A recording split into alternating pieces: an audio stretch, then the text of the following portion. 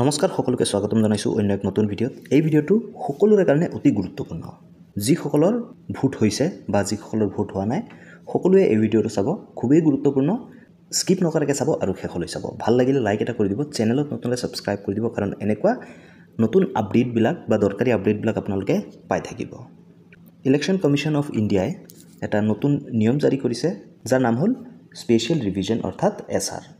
কেইদিনমান পূৰ্বতে কৈছিল যে অসমত SIR আহিব, স্পেচিয়েল ইণ্টেনচিভ ৰিভিজন, কিন্তু এতিয়া সেইটো নাহে, তাৰ পৰিৱৰ্তে আহিব স্পেচিয়েল ৰিভিজন অৰ্থাৎ SR। এই প্ৰক্ৰিয়াত আপোনালোকে কি কি কৰিব লাগিব, ক'ত যাব লাগিব, কাৰ নাম ভোটাৰ লিষ্টৰ পৰা কটা যাব, সবিশেষ এই ভিডিঅ'ত আলোচনা কৰিম। ভিডিঅ'টো মন দি শুনিব।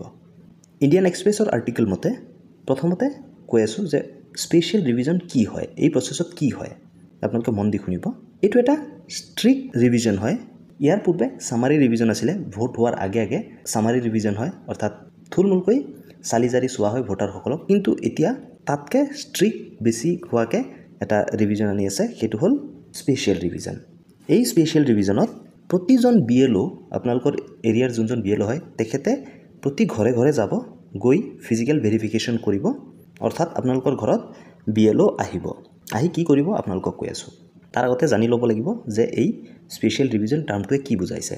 Stricter than summary revision of a voter list which takes place every year but will not be going into document verification like in the case of SIR which took place in Bihar and taking place in 12 other states. বিহাৰত যি SIR হৈ গৈছে বা আৰু বাকী 12টা ষ্টেটত অৰ্থাৎ ৰাজ্যত যি SIR হ'ব, সেই তেনেকুৱাকৈ আপোনালোকে ডকুমেণ্ট ভেৰিফিকেশ্যন কৰিব নালাগে। আগত যেনেকৈ থুলমূলকৈ বা BLO আপোনাৰ ঘৰত অহা নাছিলে, কিন্তু এইবাৰ সিহঁতে আপোনাৰ ঘৰত আহিব লাগিব। ঘৰত আহি এটা ভেৰিফিকেশ্যন কৰিব, সিহঁতৰ হাতত যি লিষ্ট থাকিব সেইটোৰ মতে সিহঁতে এটা ভেৰিফিকেশ্যন কৰিব। আৰু এই প্ৰচেছটো ষ্টাৰ্ট হ'ব নৱেম্বৰ 22 তাৰিখৰ পৰা আৰু ডিচেম্বৰ 20 তাৰিখলৈকে এই প্ৰচেছ কণ্টিনিউৱাছলি চলি থাকিব। অসমৰ 29,656টা পুলিং ষ্টেচনত এই প্ৰচেছটো চলি থাকিব ডিচেম্বৰৰ 20 তাৰিখলৈকে। নৱেম্বৰ 22ৰ পৰা ডিচেম্বৰ 20 তাৰিখলৈকে এই প্ৰচেছটো চলি থাকিব। The BLO register will be printed with name of all existing voter of each house together. তো এতিয়া BLOয়ে এখন ভোটাৰ লিষ্ট আনি, সেই ভোটাৰ লিষ্টটো আনি সিহঁতে পৰিয়ালৰ মুখ্য সদস্যজনৰ লগত কথা পাতিব।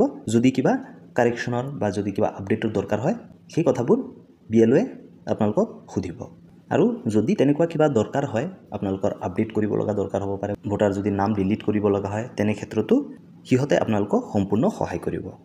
কোনোবা যদি মৰি গৈছে, কোনোবাই যদি এখন সমষ্টিৰ পৰা আন এখন সমষ্টিলৈ গৈছে, সেইসমূহো সিহঁতে ভেৰিফাই কৰিব।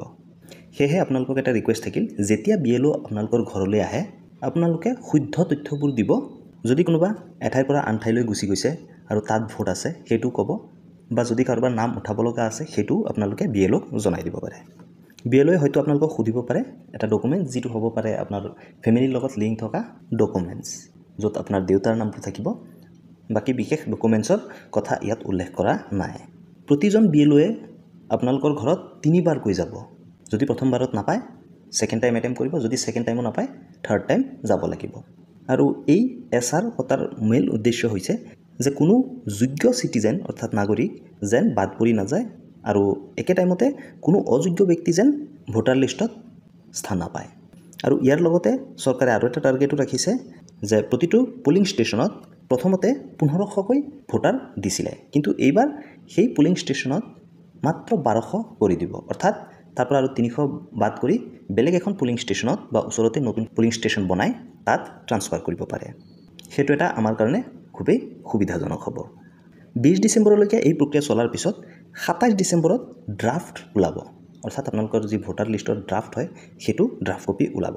আৰু এই ড্ৰাফ্ট কপি ওলোৱাৰ পিছত আপোনালোকে জানুৱাৰীৰ 22 তাৰিখলৈকে আবেদন কৰিব পাৰিব। যদি আপোনালোকৰ কিবা ভুল হৈ আছে বা কিবা আপোনাৰ ঠিক কৰিব লগা থাকে, 22 জানুৱাৰীলৈকে আপোনালোকে আবেদন কৰিব পাৰিব বা জনাব পাৰিব। আবেদন প্ৰক্ৰিয়া কেনেকুৱা হ'ব মই অহা ভিডিঅ'ত আপোনালোকক জনাই দিম, তাৰ কাৰণে এই চেনেলটো ছাবস্ক্ৰাইব কৰি থ'ব।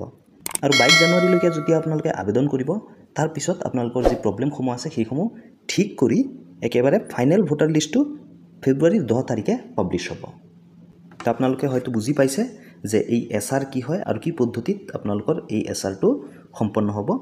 যদি ভিডিঅ'টো ভাল লাগে লাইক এটা কৰি দিব, চেনেলত নতুনকৈ ছাবস্ক্ৰাইব কৰি দিব, কাৰণ এনেকুৱা চৰকাৰী খবৰসমূহ বা চৰকাৰী আঁচনিসমূহ লগতে অন্যান্য অনলাইন আবেদনৰ কাৰণে এই চেনেলত ভিডিঅ'সমূহ আহি থাকে যিয়ে আপোনাক সহায় কৰিব পাৰে ধন্যবাদ জয় আই অসম